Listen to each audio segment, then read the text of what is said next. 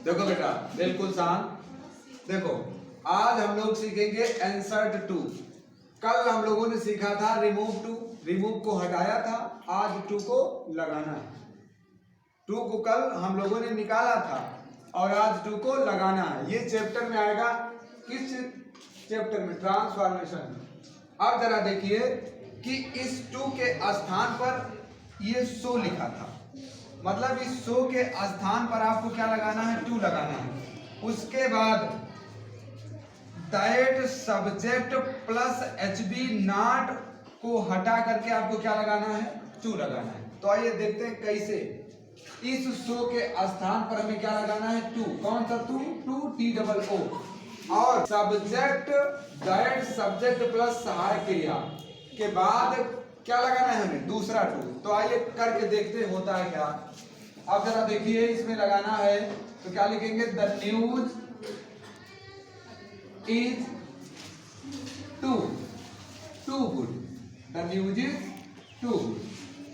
अब एक टू हमारा लग गया है, अब दूसरा टू हमें लगाना है। तो जब हम लोगों ने दूसरा टू निकाला था तो क्या लगाया था? That subject plus can not या कुड नॉट, इतना लगाया था। तो आप यहां देख रहे हो that subject H B not को हटा करके हमको क्या लगाना है? टू का यूज करना है। अब जरा देखिए यहां हम क्या लिखेंगे? टू, और बाकी क्या बच रहा है? Be true. बी, तो यहां लगाएंगे टू और फिर लिखेंगे ट्रू। मतलब news is too good to true, to be true. Sorry बेटा बी लिखना भूल गया। To be true, to be true. अब दूसरा देखते हैं कि B are so clever that B can guess your every plan. अब आप जानते हैं अगर कैन नॉट है तो पहले वाला वाक्य क्या था? यानी क्या था? अफर्मेटिव था। अगर दूसरे वाले वाक्य में कैन नॉट नहीं लिखा है तो इसका मतलब पहले वाला वाक्य हमारा नेगेटिव था। अब जरा देखिए यहां हो जाएगा बी आर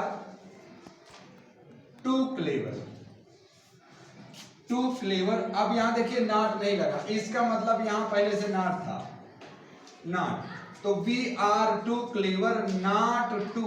अब हमें हटाना क्या है? That subject plus can. इतना हटाएंगे तो हम क्या लगाएंगे? टू। अब उसके बाद क्या हो रहा है? गेस बच रहा है, गेस लगाएंगे, गेस योर एवरी प्लान। अब आप लोग सोच रहे होंगे कि यहाँ नॉट क्यों लगाया? क्योंकि ये वाक्य कैन के बाद नॉट नहीं लिखा है, इसका मतलब पहले वाला वाक्य क्या था? नेगेटिव था। अब जरा देखिए इस वाक्य में सब्जेक्ट डिफर है, इधर इट है और इधर वी है। जब ऐसी कंडीशन होती है तब उसमें ये रूल फॉलो होता है।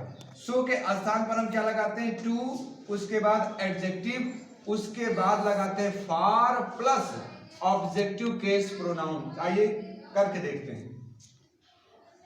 इसका मतलब क्या हो जाएगा? इट इज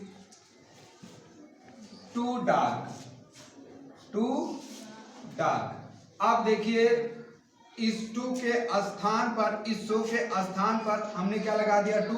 अब क्या बोल रहा है? एडजेक्टिव। डार्क हमारा एडजेक्टिव है, लगा दिया। अब क्या बोल रहा है? फार लगा दो, मैंने फार लगा दिया। उसके बाद क्या बोल रहा है? Objective case pronoun. अब जरा देखिए ऑब्जेक्टिव केस कैसे लगाएंगे। अब यहाँ बी लिखा है बेटा, बी हमारा सब्जेक्टिव केस है, तो बी का ऑब्जेक्टिव केस क्या होता है? अस होता है। यही है हमारा ऑब्जेक्टिव केस। तो बी का ऑब्जेक्टिव केस क्या है? अस। अब हमें बेटा ये सब्जेक्ट और कैन नॉट हटा देना है, समझ गए? उसके बाद हमें क्या लगाना है? टू। अब क्या बचा लास्ट में? See, to see everything, to see everything. क्योंकि बेटा ये नथिंग लगा इसलिए कैन के बाद नॉट का यूज नहीं हुआ है, इसलिए हमें क्या लगाना है? एवरीथिंग लगाना है। अब लास्ट वाक्य देखते हैं। My heart is extremely full for words. अब इसके लिए जहां एक्सट्रीमली, ओवर या बियॉन्ड प्रॉपर लिमिट लगा हो उसके लिए सिर्फ एक ही टू होता है। इसका मतलब क्या लिखेंगे कि my heart is my heart is extremely के स्थान पर लगाते हैं हम टू, और उसके बाद पूरा सेंटेंस वैसे लिख दिया जाता है फॉर वर्ड्स। इस प्रकार से हम इंसर्ट टू को सीख लिए।